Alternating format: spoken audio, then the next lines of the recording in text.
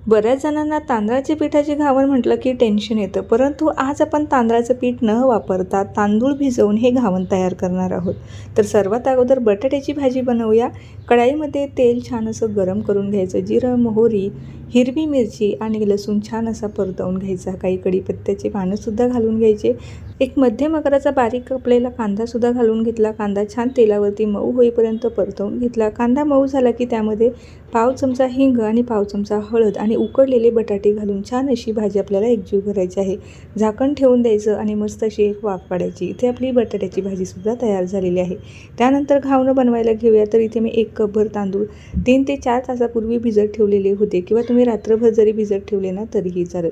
स्वच्छ धुवून मिक्सरच्या भांड्यामध्ये टाकून थोडं पाणी टाकून अगदी स्मूथ असं बॅटर आपल्याला तयार करून घ्यायचं आहे।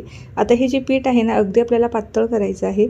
आता यात चवीप्रमाणे मीठही घातलं आणि पाणी टाकून हे जे मिश्रण आहे ते आपल्याला अशा पद्धतीचं तयार करायचं आहे। जास्त घट्ट न ठेवता आणि जास्त पातळही न ठेवता अगदी सरसरीत हे जे बॅटर आहे ते तयार करून घ्यायचं आहे। तर बॅटर आपलं तयार झालेलं आहे। लगेचच घावणं बनवायला घेऊया। तर हे जे घावणं आहे ते मी नॉनस्टिक पॅनवरती बनवणार आहे। जर तुमच्याकडे बिडाचा तवा असेल तर बिडाच्या तव्यावर सुद्धा हे बनवू शकता। तवा छान कडकडीत गरम करून घ्यायचा आहे। कांद्याने छान असं तेल लावून घ्यायचं आहे।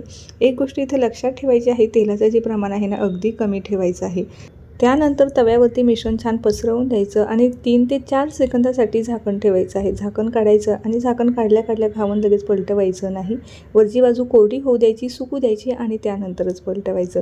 तर मस्त असे पांढरे शुभ्र मऊ लुसलुशीत जाळीदार हे कच्च्या तांदळापासूनची घावण या ठिकाणी तयार झालेलं आहे। बटाट्याच्या भाजीबरोबर किंवा तुम्ही खोबऱ्याच्या चटणीसोबत सुद्धा हे घावणं खाऊ शकता। तर कशी वाटली रेसिपी आवडल्यास लाईक आणि फॉलो करायला अजिबात विसरू नका।